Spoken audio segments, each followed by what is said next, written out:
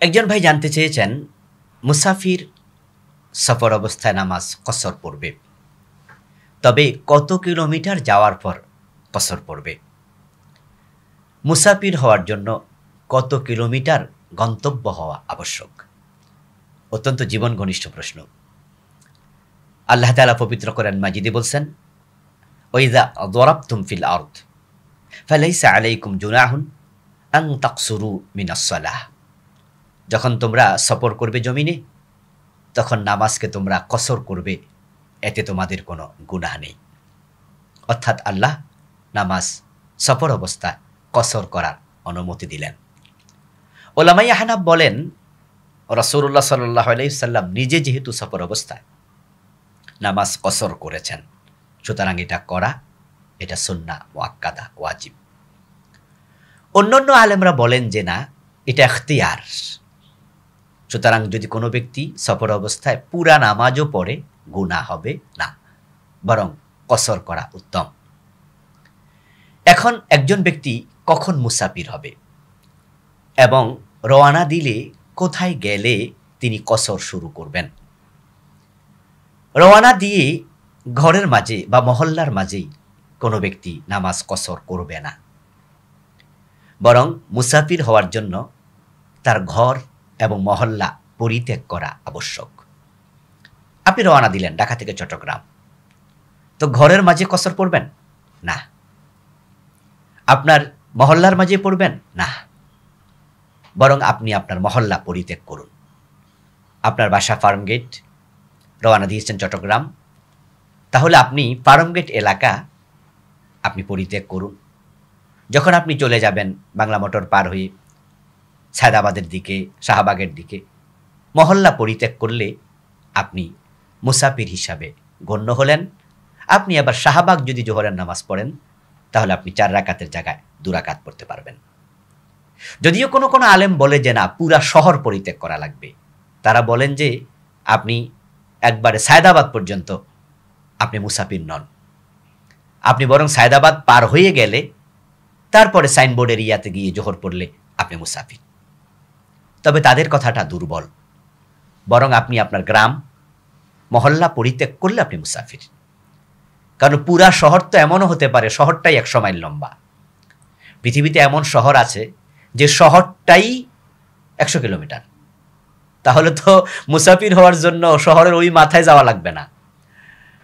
মুসাফির হওয়ার জন্য তো আপনি মহল্লা ত্যাগ করলে হবে। যদি বলা হয় শহর ত্যাগ করতে হবে, তাহলে তো ওই শহরই 100 মাইল বা 100 কিলোমিটার লম্বা।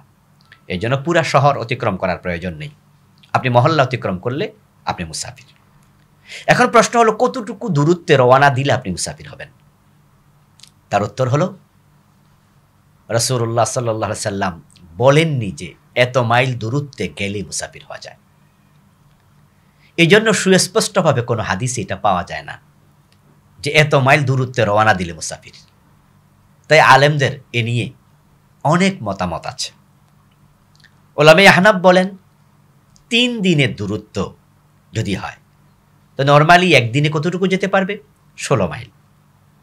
তৎকালীন যুগে 3 16 48 মাইল। আপনার গন্তব্য যদি 48 মাইল হয়, তাহলে আপনি এলাকা ছেড়ে দিলে আপনি মুসাফির। 48 মাইল মানে বর্তমানে 70 কিলোমিটারের একটু বেশি। রাসূলুল্লাহ সাল্লাল্লাহু আলাইহি সাল্লাম সফরে নামাজ পড়েছেন, কিন্তু তিনি বলেননি এত কিলোমিটার। কোন কোন আলেম বলেন যে না, যদি আপনি 15 কিলোমিটার যান, গন্তব্য যদি 15 কিলোমিটারও হয়, আপনি মুসাফির। কোন কোন আলেম আরো কম বলেছেন, কেউ একটু বেশি বলেছেন। হযরত আনাস রাদিয়াল্লাহু তাআলা আনহু বলছেন, কানা রাসূলুল্লাহ সাল্লাল্লাহু আলাইহি ওয়াসাল্লাম ইযা খারাজা মাসিরাতা সালাসাতা আময়ালিন আও সালাসাতা ফারাসিখা ইউসাল্লি রাকাতাইন। সহিহ মুসলিমের হাদিস। হযরত আনাস বলছেন, রাসূলুল্লাহ সাল্লাল্লাহু আলাইহি ওয়াসাল্লাম 3 মাইল যদি গন্তব্য তার হতে রওনা দিতেন, তাহলে তিনি 2 রাকাত পড়তেন, কসর করতেন। অথবা হযরত আনাস বলেন 3 মাইল নয়, সালাসাতা ফারাসিখ, 3 ফারসাখ। উনার গন্তব্য 3 ফারসাখ হলে তিনি 2 রাকাত পড়তেন, 3 মাইল হলে 2 রাকাত পড়তেন। তাহলে মাইল হাদিসে আছে 3, ফারসাখ মানে হলো 3 মাইলে 1 ফারসাখ। তাহলে 3 পূরণ 3 9 মাইল। গন্তব্য 9 মাইল হলেও আল্লাহর হাবিব 2 রাকাত পড়তেন, 3 মাইল হলেও পড়তেন। হযরত আনাসের হাদিস। এরপরে বুখারীতে এসেছে কানা ইবনু ওমর ওয়া ইবনু আব্বাস রাদিয়াল্লাহু তাআলা আনহুম ইয়াকসুরানে ওয়া ইফতিরানে ফি আরবাআতি বুরুদ। ইবনু ওমর, ইবনু আব্বাস রাদিয়াল্লাহু তাআলা আনহুম তারা রোজা ভাঙতেন, অর্থাৎ সফর অবস্থায় রোজা ভাঙার অনুমতি আছে। সালাতে কসর করতেন যদি 4 বুরুদ তারা যেতেন। ওয়াহিয়া সিত্তাতু আশারা ফারসাখা, 4 বুরুদ হচ্ছে 16 ফারসাখ। সহিহ বুখারীর হাদিস। 4 বারিদের জমা বুরুদ 16 ফারসাখ। 1 ফারসাখ হলো 3 মাইল, 3 16 48 মাইল। জুবাইর ইবনে নুফাইর রাহিমাহুল্লাহ বলেন, আব্দুল্লাহ ইবনে ওমর 17-18 মাইল দূরে রওয়ানা দিলেও তিনি কসর পড়তেন। তাহলে আব্দুল্লাহ ইবনে ওমর 17-18 মাইল দূরত্বে রওনা দিলে কসর পড়তেন। তাকে শুরাহবিল ইবনে কিস্ত প্রশ্ন করলেন যে আপনি 17-18 মাইল দূরে এসেই কসর পড়ছেন? আব্দুল্লাহ ইবনে ওমর জবাব দেন, ইন্নামা ফাআলা রাসূলুল্লাহ সাল্লাল্লাহু আলাইহি ওয়াসাল্লাম, যে আল্লাহর হাবিব এটা করেছেন, সুতরাং আমিও এটা করছি। তাহলে বোঝা যায় 3 মাইল, 9 মাইল, 17-18 মাইল, 48 মাইল বিভিন্ন রকমের বক্তৃতা মুহাদ্দিসগণ দিয়েছেন। প্রশ্ন হলো, আল্লাহর হাবিব নির্ধারণ করলেন না কেন? তিনি তো বলে দিতে পারতেন যে এত মাইল দূরত্বে গেলে তোমরা কসর পড়ো, অথবা আল্লাহ বলে দিতে পারতেন যে এত মাইল দূরে গেলে কসর পড়ো। কিন্তু কোরআনে আল্লাহ বললেন না এত মাইল, হাদিসে রাসূল বললেন না এত মাইল। এর কারণ আল্লাহ তাআলা চান মানুষের সহজতর পন্থা। ইউরিদুল্লাহু বিকুমুল ইউসরা ওয়ালা ইউরিদু বিকুমুল উসর। আল্লাহ তোমাদের সহজতর কামনা করেন, কাঠিন্যতা নয়। আসলে মুসাফির সফরের রাস্তা কিন্তু একরকম নয়। পাহাড়ি রাস্তায় 10 মাইল যাবে আর সমতল রাস্তায় 50 মাইল যাবে। কোনটা কঠিন, কোনটা সহজ? নিশ্চয় পাহাড়ি রাস্তা। তো যদি রাসূল বলতেন এত মাইল, তাহলে যারা পাহাড়ি রাস্তায় যাচ্ছে তাদের জন্য 50 মাইল তো বিশাল ব্যাপার। ও বেটা, পাহাড়ি রাস্তায় 50 মাইল যেতে 10-12 দিন লাগবে। সমতল ভূমিতে 50 মাইল গাদায় চড়ে, ঘোড়ায় চড়ে আর গাড়িতে চড়ে আজকে তো কোনো ব্যাপারই না, আমরা 50 মিনিটে 50 মাইল চলে যাই। এই জন্য আল্লাহর হাবিব দেখেছেন সফরে তিনি কষ্ট যেন মানুষের না হয়, তা নির্ধারণ করে দেননি। আরেকটা হলো, আমরা যখন মরুভূমিতে চলি তখন মাইলেজ যদি নির্ধারণ করা থাকতো, তো মরুভূমিতে কি মাইলস্টোন আছে? আর আপনার কাছে কোনো রশি আছে যে আপনি বুঝতেন যে এত মাইল গেলেন? আবার যখন আমরা পাহাড়ি পথে চলি, পাহাড়ি পথে সব জায়গায় কি মাইলস্টোন আছে? রাস্তায় তো নাই, রশিও তো নাই। তাহলে আপনি কিভাবে নির্ধারণ করবেন কত মাইল আসলেন? নেটওয়ার্কও নাই, আপনি জানবেনও না কত মাইল গেলেন। অথবা যখন সমুদ্রের পথে যাই, তা আপনি কত মাইল গেলেন কিভাবে বুঝবেন? এই জন্যই তো আল্লাহ তাআলা এটাকে কমন রেখেছেন, ইজা যরাবতুম ফিল আরদ, যখন তোমরা জমিনে মুসাফির হয়ে চলবে। এই জন্য কোনো কোনো আলেম বলেছেন, ব্যক্তি যখন নিজেকে মুসাফির মনে করে তখনই সে কসর করবে। কারণ আল্লাহ তাআলা মতলাক বলেছেন, ইজা যরাবতুম ফিল আরদি, যখন তোমরা জমিনে সফর করবে তখনই তোমাদের এই সুযোগ আছে। ফালাইসা আলাইকুম জুনাহুন আন তাকসুরু মিনাস সালাহ। তো হানাফি মাসলাকের আলোকে আমরা 77 কিলোমিটারসকে অথবা 48 মাইল, এটাকে আমরা মানদণ্ড ধরে আমরা সফরের নামাজ পড়ে থাকি। শুকরান, জাযাকুমুল্লাহ। একজন ভাই জানতে চেয়েছেন, রাসূলুল্লাহ সাল্লাল্লাহু আলাইহি সাল্লামের ইন্তেকালের প্রায় 200 বছর পর হাদিসের কিতাব সংকলিত হয়েছে। এর আগে যারা ছিলেন তারা হাদিস কিভাবে অনুসরণ করতেন? আমি প্রথমে বলতে চাই যে আপনার প্রশ্নের মাঝে একটু ভুল আছে। রাসূলুল্লাহ সাল্লাল্লাহু আলাইহি সাল্লামের ইন্তেকালের 200 বছর পরে কিতাব লেখা হয়েছে হাদিসের, এই কথাটি ঠিক নয়। বরং ইমাম আবু হানিফা রাহিমাহুল্লাহ, ওনার জন্ম 80 হিজরিতে। তো ওনার লিখা তো মুসনাদ আবি হানিফা হাদিসের কিতাব আছে। ইমাম মালিক রাহিমাহুল্লাহ, উনি মদিনার লোক ছিলেন, মালিকি মাযহাবের যিনি প্রতিষ্ঠাতা, আমরা যাকে চিনি, তার লেখা কিতাব আল মুয়াত্তা তামাম পৃথিবীতে মাশহুর একটি কিতাব। উনার জন্ম তো ৯৬ হিজরিতে, তো উনি তো নিশ্চয়ই এরপরে কিতাব লিখেছেন। ইমাম আবু ইউসুফ, ইমাম মুহাম্মদ রাহিমাহুমাল্লাহ, তাদের লেখা হাদিসের কিতাব আছে। তারা ইমাম আবু হানিফার সরাসরি ছাত্র। তাদের জন্ম কি ২০০ হিজরিতে? তাহলে এত পিছনে ধাক্কায় নিলেন কেন? হযরত ওমর ইবনে আব্দুল আজিজ রাহিমাহুল্লাহর সময় কিন্তু হাদিস সংকলন শুরু হয় রাষ্ট্রীয়ভাবে, এর আগে ব্যক্তিগতভাবে হয়েছে। যখন তিনি ৯৯ হিজরিতে খলিফাতুল মুসলিমিন হলেন, তখন তিনি রাষ্ট্রের বিভিন্ন গভর্নরের কাছে রাষ্ট্রীয়ভাবে ফরমান জারি করলেন। তিনি লিখলেন, উনজুরু আহাদিসা রাসূলিল্লাহি সাল্লাল্লাহু আলাইহি ওয়াসাল্লাম ফাকতুবুহু ফাইন্নী খিফতু যিহাবাল ইলম দুরুসাল ইলম ওয়া যিহাবাল উলামা। ওমর ইবনে আব্দুল আজিজ রাহিমাহুল্লাহ তিনি লিখলেন, এই গভর্নরেরা, তোমরা রাসূলের হাদিসের দিকে নজর দাও। উনজুরু আহাদিসা রাসূলিল্লাহি সাল্লাল্লাহু আলাইহি ওয়াসাল্লাম ফাকতুবুহু, এবং সেগুলো লিখো। রাষ্ট্রীয়ভাবে নির্দেশনা দিলেন, লিখো বললেন। কারণ তিনি বললেন, ফাইন্নী খিফতু যিহাবাল উলামা ওয়া দুরুসাল ইলম, আমি ভয় পাচ্ছি, আশঙ্কা করছি, আলেমরা চলে যাচ্ছে, আলেমদের দর্সের মজলিসগুলাও চলে যাচ্ছে। তাহলে ৯৯ হিজরি থেকে রাষ্ট্রীয়ভাবে লেখা শুরু হলো। এখন প্রশ্ন হলো, এর আগে যারা ছিল তারা কিভাবে হাদিস অনুসরণ করলো? উত্তর হলো, তারা সরাসরি সাহাবায়ে কেরাম থেকেই দেখে ইসলাম মেনেছেন।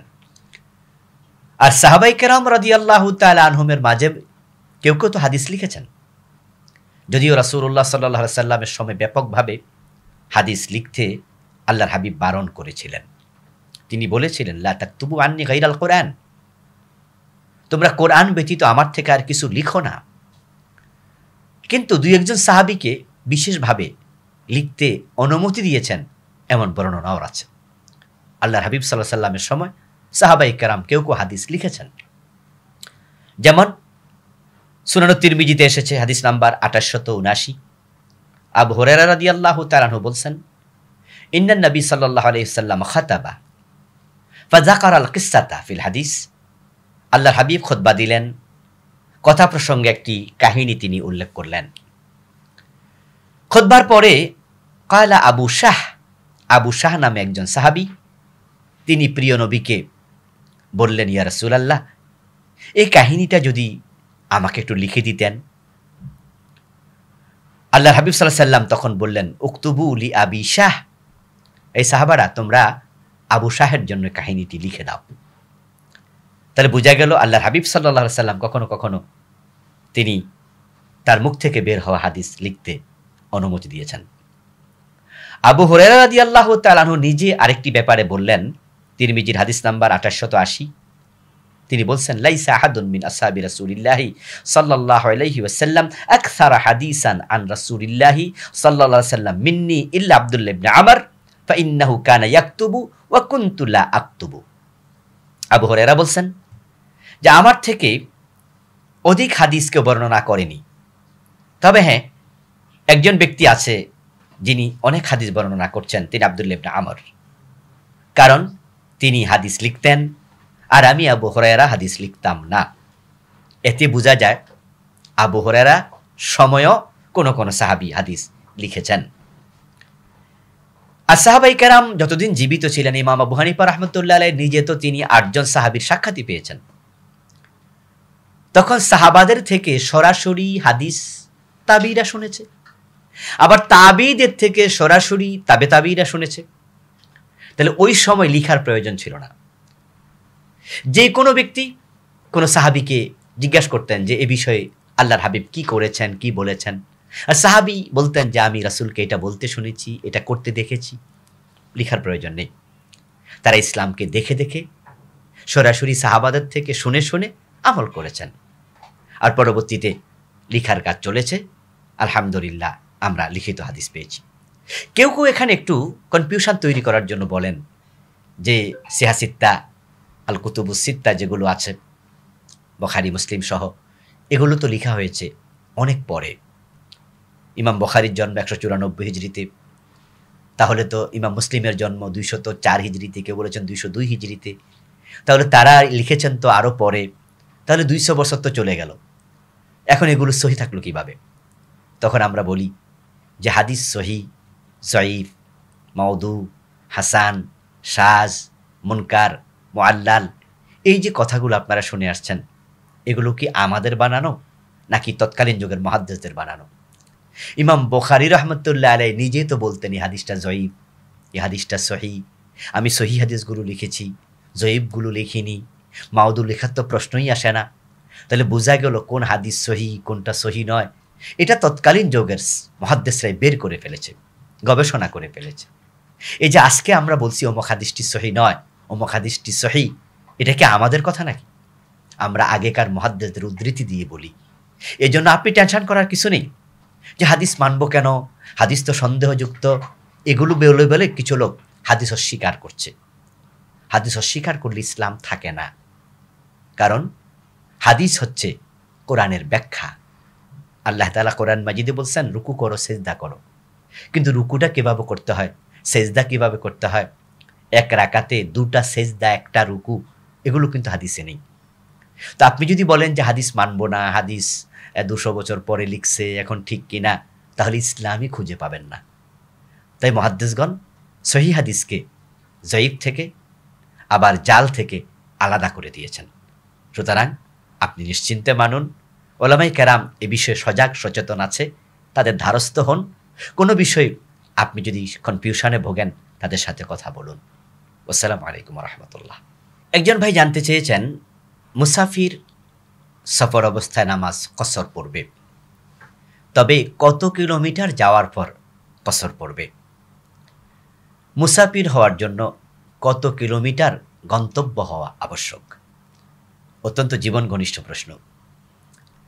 আল্লাহ তাআলা পবিত্র কোরআন মাজিদে বলছেন ওয়াইযা দারাবতুম ফিল আরদ ফালাইসা আলাইকুম জুনাহুন আন তাকসুরু মিনাস সালাহ। যখন তোমরা সফর করবে জমিনে, তখন নামাজকে তোমরা কসর করবে, এতে তোমাদের কোনো গুনাহ নেই। অর্থাৎ আল্লাহ নামাজ সফর অবস্থায় কসর করার অনুমতি দিলেন। ওলামায়ে হানাফ বলেন রাসূলুল্লাহ সাল্লাল্লাহু আলাইহি ওয়াসাল্লাম নিজে যেহেতু সফর অবস্থায় নামাজ কসর করেছেন, সুতরাং এটা করা, এটা সুন্নাহ মুআক্কাদা, ওয়াজিব। অন্যান্য আলেমরা বলেন যে না, এটা ইখতিয়ার। সুতরাং যদি কোনো ব্যক্তি সফর অবস্থায় পুরা নামাজও পড়ে গুনাহ হবে না, বরং কসর করা উত্তম। এখন একজন ব্যক্তি কখন মুসাফির হবে এবং রওনা দিলে কোথায় গেলে তিনি কসর শুরু করবেন? রওনা দিয়ে ঘরের মাঝে বা মহল্লার মাঝেই কোনো ব্যক্তি নামাজ কসর করবে না, বরং মুসাফির হওয়ার জন্য তার ঘর এবং মহল্লা পরিত্যাগ করা আবশ্যক। আপনি রওনা দিলেন ঢাকা থেকে চট্টগ্রাম, তো ঘরের মাঝে কসর পড়বেন না, আপনার মহল্লার মাঝে পড়বেন না, বরং আপনি আপনার মহল্লা পরিত্যাগ করুন। আপনার বাসা ফার্মগেট, রওনা দিয়েছেন চট্টগ্রাম, তাহলে আপনি ফার্মগেট এলাকা আপনি পরিত্যাগ করুন। যখন আপনি চলে যাবেন বাংলা মোটর পার হয়ে সায়দাবাদের দিকে, শাহবাগের দিকে, মহল্লা পরিত্যাগ করলে আপনি মুসাফির হিসাবে গণ্য হলেন।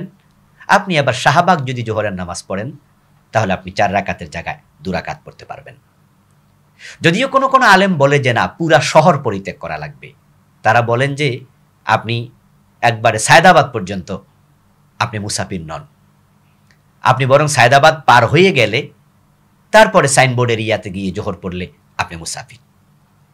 তবে তাদের কথাটা দুর্বল, বরং আপনি আপনার গ্রাম মহল্লা পরিত্যাগ করলে আপনি মুসাফির।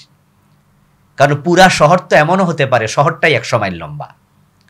পৃথিবীতে এমন শহর আছে যে শহরটাই 100 কিলোমিটার, তাহলে তো মুসাফির হওয়ার জন্য শহরের ওই মাথায় যাওয়া লাগবে না। মুসাফির হওয়ার জন্য তো আপনি মহল্লা ত্যাগ করলে হবে। যদি বলা হয় শহর ত্যাগ করতে হবে, তাহলে তো ওই শহরই 100 মাইল বা 100 কিলোমিটার লম্বা। এই জন্য পুরা শহর অতিক্রম করার প্রয়োজন নেই। আপনি মহল্লা অতিক্রম করলে আপনি মুসাফির। এখন প্রশ্ন হলো, কতটুকু দূরত্বে রওনা দিলে আপনি মুসাফির হবেন? তার উত্তর হলো, রাসূলুল্লাহ সাল্লাল্লাহু আলাইহি সাল্লাম বলেননি যে এত মাইল দূরত্বে গেলে মুসাফির হওয়া যায়। এই জন্য সুস্পষ্টভাবে কোনো হাদিসে এটা পাওয়া যায় না যে এত মাইল দূরত্বে রওনা দিলে মুসাফির। তাই আলেমদের এ নিয়ে অনেক মতামত আছে। ওলামায়ে আহনাফ বলেন 3 দিনের দূরত্ব যদি হয়, তো নর্মালি একদিনে কতটুকু যেতে পারবে? 16 মাইল। তৎকালীন যুগে 3 16 48 মাইল। আপনার গন্তব্য যদি 48 মাইল হয়, তাহলে আপনি এলাকা ছেড়ে দিলে আপনি মুসাফির। 48 মাইল মানে বর্তমানে 70 কিলোমিটারের একটু বেশি। রাসূলুল্লাহ সাল্লাল্লাহু আলাইহি সাল্লাম সফরে নামাজ পড়েছেন, কিন্তু তিনি বলেননি এত কিলোমিটার। কোন কোন আলেম বলেন যে না, যদি আপনি 15 কিলোমিটার যান, গন্তব্য যদি 15 কিলোমিটারও হয়, আপনি মুসাফির। কোন কোন আলেম আরো কম বলেছেন, কেউ একটু বেশি বলেছেন। হযরত আনাস রাদিয়াল্লাহু তাআলা আনহু বলছেন, কানা রাসূলুল্লাহ সাল্লাল্লাহু আলাইহি সাল্লাম ইযা খারাজা মাসিরাতা সালাসাতা আময়ালিন আও সালাসাতা ফারাসিখা ইউসাল্লি রাকাতাইন। সহিহ মুসলিমের হাদিস। হযরত আনাস বলছেন, রাসূলুল্লাহ সাল্লাল্লাহু আলাইহি সাল্লাম 3 মাইল যদি গন্তব্য তার হতে রওনা দিতেন, তাহলে তিনি 2 রাকাত পড়তেন, কসর করতেন। অথবা হযরত আনাস বলেন 3 মাইল নয়, সালাসাতা ফারাসিখ, 3 ফারসাখ। উনার গন্তব্য 3 ফারসাখ হলে তিনি 2 রাকাত পড়তেন, 3 মাইল হলে 2 রাকাত পড়তেন। তাহলে মাইল হাদিসে আছে 3, ফারসাখ মানে হলো 3 মাইলে 1 ফারসাখ। তাহলে 3 পূরণ 3 9 মাইল। গন্তব্য 9 মাইল হলেও আল্লাহর হাবিব 2 রাকাত পড়তেন, 3 মাইল হলেও পড়তেন। হযরত আনাসের হাদিস। এরপরে বুখারীতে এসেছে, কানা ইবনু ওমর ওয়া ইবনু আব্বাস রাদিয়াল্লাহু তাআলা আনহুম ইয়াকসুরানে ওয়া ইফতিরানে ফি 4 বুরুদ। ইবনু ওমর, ইবনু আব্বাস রাদিয়াল্লাহু তাআলা আনহুম তারা রোজা ভাঙতেন, অর্থাৎ সফর অবস্থায় রোজা ভাঙার অনুমতি আছে। সালাতে কসর করতেন যদি 4 বুরুদ তারা যেতেন। ওয়াহিয়া সিত্তাতু আশারা ফারসাখা, 4 বুরুদ হচ্ছে 16 ফারসাখ। সহিহ বুখারীর হাদিস। 4 বারিদের জমা বুরুদ 16 ফারসাখ। 1 ফারসাখ হলো 3 মাইল, 3 16 48 মাইল। জুবাইর ইবনে নুফাইর রাহিমাহুল্লাহ বলেন, আব্দুল্লাহ ইবনে ওমর 17-18 মাইল দূরে রওনা দিলেও তিনি কসর পড়তেন। তাহলে আব্দুল্লাহ ইবনে ওমর 17-18 মাইল দূরত্বে রওনা দিলে কসর পড়তেন। তাকে শুরাহবিল ইবনে কিস্ত প্রশ্ন করলেন যে আপনি 17-18 মাইল দূরে এসেই কসর পড়ছেন? আব্দুল্লাহ ইবনে ওমর জবাব দেন, ইন্নামা ফাআলা রাসূলুল্লাহ সাল্লাল্লাহু আলাইহি সাল্লাম, যে আল্লাহর হাবিব এটা করেছেন, সুতরাং আমিও এটা করছি। তাহলে বোঝা যায় 3 মাইল, 9 মাইল, 17-18 মাইল, 48 মাইল। বিভিন্ন রকমের বক্তৃতা মুহাদ্দিসগণ দিয়েছেন। প্রশ্ন হলো, আল্লাহর হাবিব নির্ধারণ করলেন না কেন? তিনি তো বলে দিতে পারতেন যে এত মাইল দূরত্বে গেলে তোমরা কসর পড়ো, অথবা আল্লাহ বলে দিতে পারতেন যে এত মাইল দূরে গেলে কসর পড়ো। কিন্তু কোরআনে আল্লাহ বললেন না এত মাইল, হাদিসে রাসূল বললেন না এত মাইল। এর কারণ আল্লাহ তাআলা চান মানুষের সহজতর পন্থা। ইউরিদুল্লাহু বিকুমুল ইউসরা ওয়ালা ইউরিদু বিকুমুল উসর। আল্লাহ তোমাদের সহজতর কামনা করেন, কাঠিন্যতা নয়। আসলে মুসাফির সফরের রাস্তা কিন্তু একরকম নয়। পাহাড়ি রাস্তায় 10 মাইল যাবে আর সমতল রাস্তায় 50 মাইল যাবে। কোনটা কঠিন, কোনটা সহজ? নিশ্চয় পাহাড়ি রাস্তা। তো যদি রাসূল বলতেন এত মাইল, তাহলে যারা পাহাড়ি রাস্তায় যাচ্ছে তাদের জন্য 50 মাইল তো বিশাল ব্যাপার। ও বেটা, পাহাড়ি রাস্তায় 50 মাইল যেতে 10-12 দিন লাগবে। সমতল ভূমিতে 50 মাইল গাদায় চড়ে, ঘোড়ায় চড়ে, আর গাড়িতে চড়ে আজকে তো কোনো ব্যাপারই না, আমরা 50 মিনিটে 50 মাইল চলে যাই। এই জন্য আল্লাহর হাবিব দেখেছেন সফরে তিনি কষ্ট যেন মানুষের না হয়, তা নির্ধারণ করে দেননি। আরেকটা হলো আমরা যখন মরুভূমিতে চলি তখন মাইলেজ যদি নির্ধারণ করা থাকতো, তো মরুভূমিতে কি মাইলস্টোন আছে? আর আপনার কাছে কি কোনো রশি আছে যে আপনি বুঝতেন যে এত মাইল গেলেন? আবার যখন আমরা পাহাড়ি পথে চলি, পাহাড়ি পথে সব জায়গায় কি মাইলস্টোন আছে? রাস্তায় তো নাই, রশিও তো নাই। তাহলে আপনি কিভাবে নির্ধারণ করবেন কত মাইল আসলেন? নেটওয়ার্কও নাই, আপনি জানবেনও না কত মাইল গেলেন। অথবা যখন সমুদ্রের পথে যাই, তা আপনি কত মাইল গেলেন কিভাবে বুঝবেন? এই জন্যই তো আল্লাহ তাআলা এটাকে কমন রেখেছেন, ইজা যরাবতুম ফিল আরদ, যখন তোমরা জমিনে মুসাফির হয়ে চলবে। এই জন্য কোনো কোনো আলেম বলেছেন, ব্যক্তি যখন নিজেকে মুসাফির মনে করে তখনই সে কসর করবে, কারণ আল্লাহ তাআলা মতলাক বলেছেন, ইদা যরাবতুম ফিল আরদি, যখন তোমরা জমিনে সফর করবে তখনই তোমাদের এই সুযোগ আছে। ফালাইসা আলাইকুম জুনাহুন আন তাকসুরু মিনাস সালাহ। তো হানাফি মাসলাকের আলোকে আমরা 77 কিলোমিটারসকে অথবা 48 মাইল, এটাকে আমরা মানদণ্ড ধরে আমরা সফরের নামাজ পড়ে থাকি।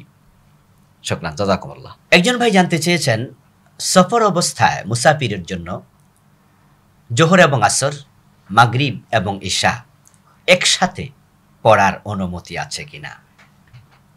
চমৎকার জীবন ঘনিষ্ঠ প্রশ্ন।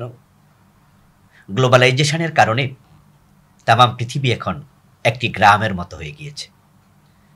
আমরা ঢাকায় যদি সকাল 10টায় রওনা দিই, দেখা যাবে আমরা দুবাইতে, জেদ্দায়, কাতারে জোহরের নামাজ পড়তে পারি। যদি সকাল 9টা-10টার দিকে বের হয়ে যাই আমরা, তাহলে সেখানে গেলে বিমানবন্দরে আমরা একটু কনফিউজ হই, কারণ পৃথিবীর বিভিন্ন দেশের মানুষদেরকে দেখা যায় তারা বিমানবন্দরের মসজিদগুলোতে জোহরের নামাজ পড়ছে, তো আমরাও তাদের সাথে জোহরে অংশগ্রহণ করি। সালাম ফিরিয়ে আবার ঘোষণা দিয়ে দেয় সালাতুল আসর, আবার একামত, তারা সাথে সাথে আসরের নামাজ পড়া শুরু করে। তখন আমাদের বাংলাদেশি বিভিন্ন ভাইয়েরা তারা বলে, এটা আবার কেমন কথা, জোহরের নামাজ পড়লাম মাত্র, এখন আবার কিসের আসর? কারণ আমাদের দেশে 2 ওয়াক্তের নামাজ সফর অবস্থায় পড়ে আমরা অভ্যস্ত নই। তাই কোনো কোনো জায়গায় প্রশ্ন তৈরি হয়, যারা 2 ওয়াক্তের নামাজ সফর অবস্থায় একসাথে করলো নামাজ হবে কি না? নামাজ পড়া যেমন ফরজ, ওয়াক্ত মতো পড়াও ফরজ।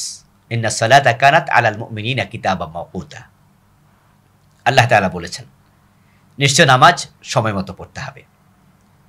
এখন জোহরের সময় আসরের নামাজ পড়ে ফেললো, নামাজ কি হলো? তখন আমরা বলবো, আরাফার ময়দানে জোহর এবং আসর আমরা একসাথে কেন পড়ি? উত্তরে বলা হবে, রাসূলুল্লাহ সাল্লাল্লাহু আলাইহি ওয়াসাল্লাম আরাফার মাঠে জোহর এবং আসর একসাথে পড়েছেন। আমরা আরাফার মাঠে কেন মাগরিব পড়ি না? মাগরিবের নামাজ আমরা কেন মুজদালিফায় গেলে পড়ি? অথচ ওয়াক্ত মতো নামাজ পড়া তো ফরজ। তো আমরা মাগরিবের নামাজকে ইশার টাইমে কেন পড়ি? কোরআনের উল্টা কেন হয়? উত্তরে বলা হবে, রাসূলুল্লাহ সাল্লাল্লাহু আলাইহি ওয়াসাল্লাম তিনি মুজদালিফায় মাগরিব ইশা একসাথে পড়েছেন। এতে বোঝা যায় প্রিয় নবীর ব্যাখ্যাই হলো কোরআনের প্রকৃত ব্যাখ্যা। তিনি যখন 2 ওয়াক্তকে একসাথে করেন আমরাও করব, তিনি যখন আলাদা পড়েন আমরা আলাদা পড়ব। তো সফর অবস্থায় রাসূলুল্লাহ সাল্লাল্লাহু আলাইহি সাল্লাম কি 2 ওয়াক্তের নামাজ একসাথে পড়েছেন? এমন হাদিস কি আছে? উত্তর যদি হয় হ্যাঁ, আল্লাহর হাবিব আরাফা এবং মুজদালিফায় যেমন 2 ওয়াক্তের নামাজ একসাথে পড়েছেন, মুসাফির অবস্থায়ও তিনি 2 ওয়াক্তের নামাজ একসাথে পড়েছেন, এটা সহিহ হাদিস দিয়ে সাব্যস্ত। তাহলে আমরা এখানে প্রশ্ন তুলব কেন? আপনি হাদিস খুঁজুন, হাদিসে কি আছে। বরং সফর অবস্থায় জমা এবং কসর প্রিয় নবীর আমল দিয়ে সাব্যস্ত। সফর অবস্থায় তিনি জোহর এবং আসরকে একসাথে পড়তেন, মাগরিব এবং এশাকে একসাথে পড়তেন এবং কসর পড়তেন। উল্লেখ্য যে আসর এবং মাগরিবকে একসাথে করা যাবে না। সাবধান, জোহর এবং আসর, মাগরিব এবং এশা। ইমাম মালিক, ইমাম শাফি, আহমদ ইবনে হাম্বাল রাহেমাহুমুল্লাহ সহ বিশ্বের অধিকাংশ আলেম এই আমলটির সাথে তারা ঐক্যমত্য পোষণ করেছেন। পৃথিবীর অধিকাংশ আলেম বলেন প্রিয় নবী সফর অবস্থায় জমাও করতেন, কসরও করতেন। সহিহ বুখারীতে এসেছে, আব্দুল্লাহ ইবনে ওমর রাদিয়াল্লাহু তাআলা আনহু বলছেন, ইন্নান নবিয়্য সাল্লাল্লাহু আলাইহি ওয়াসাল্লাম কানা ইযা জাদ্দা বিহি সাইরু আখখারা আয-যুহরা ইলা আল-আসর ওয়াল মাগরিবা ইলা আল-ইশা ওয়া ইয়াজমাউ বাইনাহুমা ইনদা মাগরিবিশ শাফাক। নবী সাল্লাল্লাহু আলাইহি সাল্লাম যখন সফরে দ্রুত পথ চলতেন তখন তিনি জোহরকে পিছিয়ে আসরের দিকে নিয়ে যেতেন, মাগরিবকে নিতেন ঈশার দিকে। মাগরিব এবং ঈশা একত্রে পড়তেন সন্ধ্যার আলো শেষ হয়ে যাওয়ার পর। সহিহ বুখারী হাদিস নাম্বার 1805, সহিহ মুসলিম হাদিস নাম্বার 703। হযরত কুরাইব রাহিমাহুল্লাহ বলেন, আব্দুল্লাহ ইবনে আব্বাস রাদিয়াল্লাহু তাআলা আনহুমা আমাদেরকে উদ্দেশ্য করে বললেন, আমি কি তোমাদেরকে অবহিত করব সফরে প্রিয় নবী সাল্লাল্লাহু আলাইহি সাল্লাম কিভাবে নামাজ পড়তেন? আমরা বললাম হ্যাঁ। তখন ইবনু আব্বাস বলছেন, ইযা জাগাত লাহু শামসু ফি মানজিলিহি জামা বাইনা যুহরি ওয়াল আসর। যখন তিনি ঘর থেকে রওনা দিতেন আর সূর্য ঢলে পড়ত তখন তিনি জোহর এবং আসরকে ঘরে একসাথে পড়তেন, কাবলা আন ইয়ারকাবা, বাহনে ওঠার আগে। তাহলে ঘরের মাঝে সূর্য হেলে গেছে, ধরেন ঘরের মাঝেই 12:30 বেজে গেল বা ফোনে 1টা বেজে গেল বা 1টা বেজে গেল, সূর্য হেলে গেল। তখন প্রিয় নবী ওই 12:15 বা 12:30 বা সূর্য হেলার পরে, যখন হেলে আর কি, শীতকালে এক সময়, গরমকালে আরেক সময়, তখনই তিনি জোহর এবং আসর একসাথে পড়ে নিতেন বাহনে ওঠার আগে। ওয়াইযা লাম তুজিগ লাহু ফি মানজিলিহি সারা, যখন ঘরে সূর্য হেলত না, অর্থাৎ 11:30 বা তিনি 11টায় বের হয়ে গেলেন, তখন তিনি সফরে থাকতেন। হাত্তা ইযা হানাতিল আসর, জোহর পড়তেন না, যখন আসরের সময় হয়ে যেত নাজালা, তখন আসরের সময় তিনি বাহন থেকে নামতেন। ফাজামা বাইনা যুহর আল আসর, আসরের টাইমে জোহর আসর একসাথে পড়তেন। ওয়াইযা হানাত লাহুল মাগরিব ফি মানজিলিহি, আল্লাহর হাবিব কোথাও সফরে রওনা দিয়েছেন, মাগরিবের সময় হয়ে গেছে তার ঘরে, জামা বাইনাহা ওয়া বাইনাল ইশা, মাগরিব এবং ইশাকে তিনি তখন একসাথে পড়ে নিতেন। তাহলে মাগরিবের পরপর যখন রাসূল রওনা দিতেন ঘরের মাঝে, তিনি তখন একসাথে মাগরিব ইশা পড়ে নিতেন। ওয়াইযা লাম তাহিন ফি মানজিলিহি, যদি মাগরিবের নামাজের সময় ঘরে না হতো, আসর পরে রওনা দিয়েছেন, রাকেবা, তিনি চড়তেন বাহনে।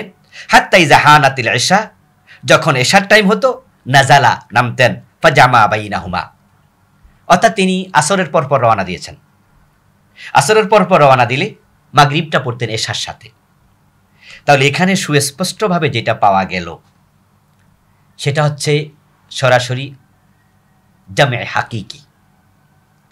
এই হাদিসটা এসেছে সুনান আল কুবরা, ইমাম বাইহাকি লিখেছেন, হাদিস নাম্বার 5531, দারকুতনি হাদিস নাম্বার 1450, মুসনাদ আহমদ হাদিস নাম্বার 3480, আবু দাউদ হাদিস নাম্বার 1208।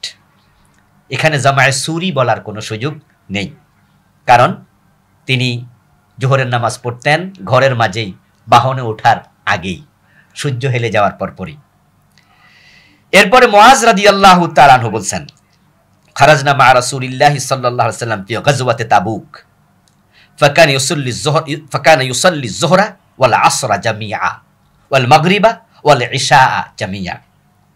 প্রিয় নবী সাল্লাল্লাহু আলাইহি ওয়াসাল্লাম তাবুকের যুদ্ধে আমরা তার সাথে রওনা দিলাম, জোহর এবং আসরকে একসাথে পড়লেন, মাগরিব এবং ইশাকে তিনি একসাথে পড়লেন। সফরে আসলে এটা কষ্টের হালকা হয়, আল্লাহর হাবিব এটাই করেছেন। এবং হযরত ইবনু আব্বাসকে প্রশ্ন করা হয়েছিল যে এইভাবে জোহর আসরকে একসাথে কেন করলেন, মাগরিব ইশাকে একসাথে কেন করলেন? তখন তিনি সুস্পষ্টভাবে বললেন, উম্মতের জন্য যেন কষ্ট না হয়। তো আল্লাহর হাবিব সাল্লাল্লাহু আলাইহি সাল্লাম যে আমলটি করেছেন, সহিহ বুখারীতে আছে, সহিহ মুসলিমে আছে, আবু দাউদে আছে, এটাকে আমরা কেন গ্রহণ করব না? বরং বাংলাদেশে যদি জোহর আসরকে একসাথে কেউ পড়ে সফর অবস্থায়, কিছু কিছু আলেম চোখ মাথায় তুলে ফেলে, বলে এটা কি হলো, এটা কি হলো। আমি আশ্চর্য হই, বুখারী পড়ল, মুসলিম পড়ল, আবু দাউদ পড়ল, এই হাদিসগুলো তাদের চোখে পড়ল না। অথচ সৌদি আরবে, কাতারে, দুবাইতে, মিশরে, আলহামদুলিল্লাহ আরব বিশ্বের অনেক দেশে তো আমি গিয়েছি, আল্লাহ যাওয়ার সুযোগ দিয়েছে। আমি অ্যাভেলেবেল দেখেছি আমল করতে, এয়ারপোর্টগুলোতে অ্যাভেলেবেল বড় বড় আলেমরা করছে। কিন্তু আমাদের দেশের আলেমরা এটা অনেকে শোনে নাই। যেমন আজকে আমার আলোচনা শুনে অনেকে বলবে সারসে কাম, আবুল কালাম আজাদ বাশার সাহেব নতুন ফতুয়া দিল। অথচ আমরা যখন হেদায়া পড়েছি তখন সেখানে আমরা এই মাসালাগুলো পড়েছি। বুখারী যখন পড়েছি আমরা পড়েছি, আবু দাউদ পড়েছি, তখন ছাত্র জীবনে পড়েছি। কিন্তু আমাদের কিছু ভাইয়েরা মানে এই আমল দেখলে তারা এমনভাবেই তাদের প্রতিক্রিয়া ব্যক্ত করে যে নাজায়েজ হয়ে গেছে। অথচ প্রিয় নবী নিজে আমল করেছেন উনার প্রায় প্রতিটি সফরে, তাবুকের সফরে, অন্য সফরে তিনি আমল করেছেন। তো প্রিয় নবীর আমলকেও কি আপনারা বাতিল বলবেন? যুক্তি দেবেন এটা জামায়ে সুরি, বলবেন যে জোহরের নামাজ তিনি পড়েছেন একবারে শেষ ওয়াক্তে, আসর পড়ে ফেলেছেন একবারে প্রথম ওয়াক্তে, মাগরিব পড়েছেন একবারে শেষ ওয়াক্তে, ঈশা পড়েছেন একবারে প্রথম ওয়াক্তে। তো দেখতে জমা মনে হয়, কিন্তু আসলে জমা না, এটা সুরতান জমা, হাকিকি জমা না। তা আমি কিছুক্ষণ আগে যে হাদিসটা শোনালাম, মাগরিবের নামাজের ওয়াক্ত হলে তিনি মাগরিব পড়ে এশা পড়ে একসাথে তারপরে বাহন উঠতেন। এখন এটা কি জামায়ে সুরি বলার কোনো সুযোগ আছে?